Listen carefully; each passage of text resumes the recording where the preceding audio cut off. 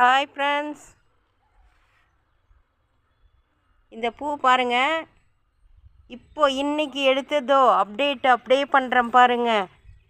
Super. சொல்லுங்கள், எவ்வளோ பூ பூத்துருக்கு பாருங்கள்.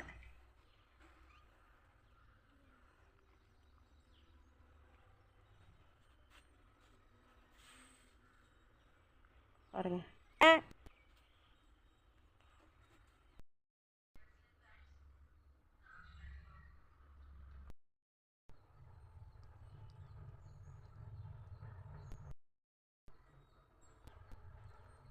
இவ்வளோ பூ பூத்துருக்கு பாருங்கள்.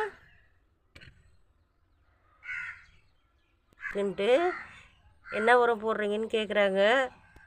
நான் வெறும் நம்ம வீட்டில் இருக்கிற கழிவுங்க வச்சு தான் நான் போடுறேனே. பட்டன் ரோஸில் பெங்களூர் ரோஸ் அளவுக்கு இது பெருசாக இருக்குது. சூப்பரான ரோஸ் இது. இதுவும் அதே தான். இது 7 days ரோஸு. இது நான் சொன்னேன் இல்லைங்களா, பன்னீர் ரோஸ் 2 நாளைக்கு தான் தாங்கும். 1 நாளைக்கு தாங்கும், அவ்வளோதான். அதுக்கு மேலே தாங்காது. இது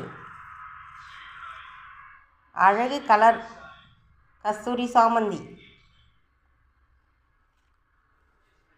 நான் அந்த ரோஸ் மட்டும் இன்றைக்கி வாங்காமல் வந்துட்டேன். ஏன்னா 400 ரூபா கிலோ விற்கிறாங்க. நம்ம வாங்கி அதை எடுத்துன்னு வரதை ஒன்று நம்ம வீட்டில் இருக்கிறதே வச்சுக்கலாம் அப்படின்னு சொல்லிட்டு சாமந்தி பூ மட்டும் வாங்கிட்டேன். நடுவில் இதை வச்சு கட்டி வீட்டுக்கு சாமிக்கு போடுறதுக்கு யூஸ்ஃபுல்லாக கரெக்டாக இருக்கும். ஒரு 1/2 கிலோ பூக்கு இருக்கும். இது சரியாக போச்சு. எனக்கு இந்த பொங்கலுக்கு தேவையானது எல்லாம் கிடச்சிடுச்சு. இது மாதிரி உங்கள் வீட்டில் நடுங்க. 7 days ரோஸும் நடுங்க, கண்டிப்பாக நடுங்க. Happy gardening friends. Thank you.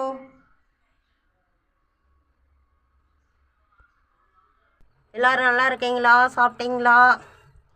Pongal எல்லாம் எப்படி போகுது? பொங்கலுக்கு விதைச்ச வெந்தயக்கீரை சூப்பராக வந்திருக்கு பாருங்க. நீங்கள் நான் சொன்னனே விதைச்சிங்களா? என்னவோ சொல்கிறாங்கன்னு விட்டுட்டிங்களா? விதைச்சிடுங்க. இது மாதிரி விதைச்சி இனிமே பொங்கல் போட்டோம் மற்ற நாள்லேயும் இதே மாதிரி விதைச்சி நீங்கள் நமக்கு கார்டனில் நல்ல தேவையான பொருட்களை நம்மளே தயார் பண்ணிக்கலாம். பாருங்கள், இன்னும் அழகாக வந்திருக்கு. இது போல் ஒரு அழகு கிடைக்குமா பாருங்கள். இப்போது நம்ம ஆர்கானிக்காக வளர்த்து இதில் எந்த மருந்தும் இல்லாமல் வெறும் தண்ணியை விட்டு மண்ணை போட்டு கிளறி விட்டு இது மாதிரி போட்டது தான். நான் எந்த உரமும் இது வரைக்கும் ஒரு துளி கூட நான் போடல. இப்போது இன்னும் 3 நாள் 10 இன்னும் பெருசாகிடும். இதை எடுத்து நம்ம பொங்கல் செலிப்ரேஷன் பண்ணலாம். ஓகேவா? ஹாப்பி பொங்கல். Thank you friends.